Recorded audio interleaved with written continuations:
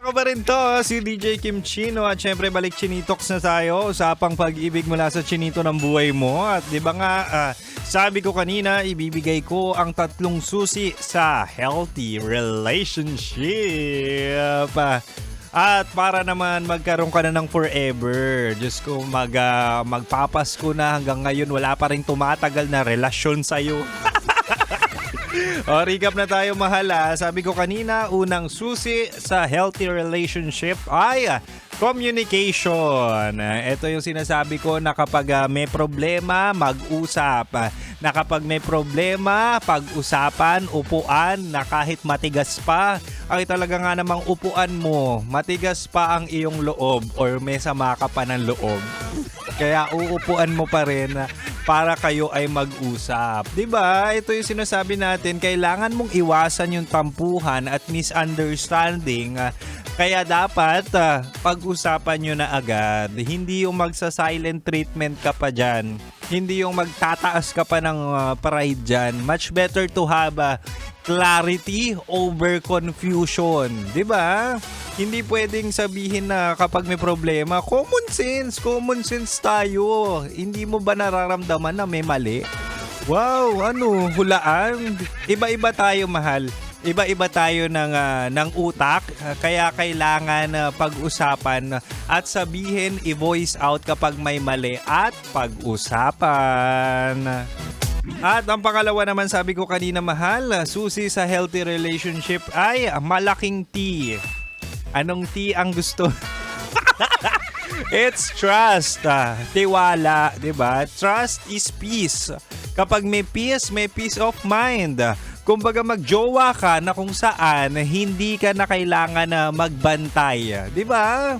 Mas okay magjowa na may tiwala ka at hindi mo na kailangan 24/7 na parang CCTV ka kung magloloko o hindi.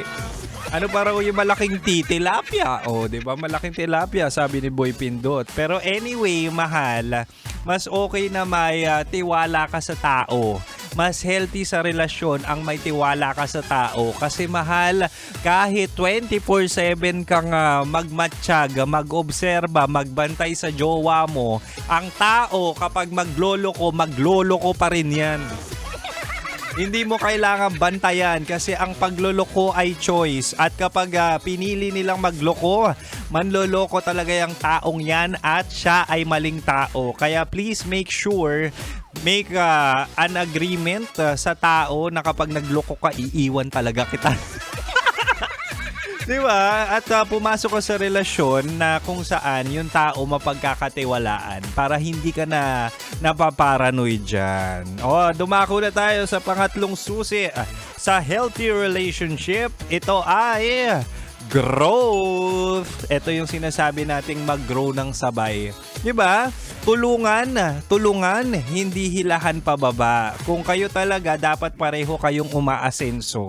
At ako for me, mahal, naniniwala ako na kahit nasa relasyon ka, it's also important to have a different goals or individuality pa rin.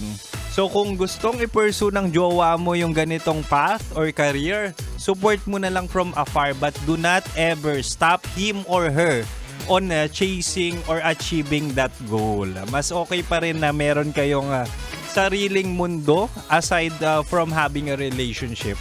Say for example, career. Di ba? Mas okay pa rin for me kung meron ako sariling career kaysa naman meron kaming isang mundo lang sa pag-ibig at isang mundo rin sa career. It depends on the person. Kaya kung gusto ng partner mo ng growth, then so be it. Support it para naman tumagal at magkaroon kayo ng healthy relationship na hindi mo pa nararanasan. And anyway, mahal, maraming salamat sa pakikinig sa ating Chinitox. Usapang pag-ibig mula sa chinito ng buhay mo. Ako to, ang spicy opa mo sa radyo na kapag natikman mo, hahanap-hanapin mo. Ako to si DJ Kim Chino. At susunod na po sa akin sina Titan Jello at Rocky Terra sa kanilang programang Rocky's Secret Files with Titan Jello. Manatiling nakatutok dito lang sa 90.7 Love Radio. Kailangan pa bang i-memorize yan? Basic.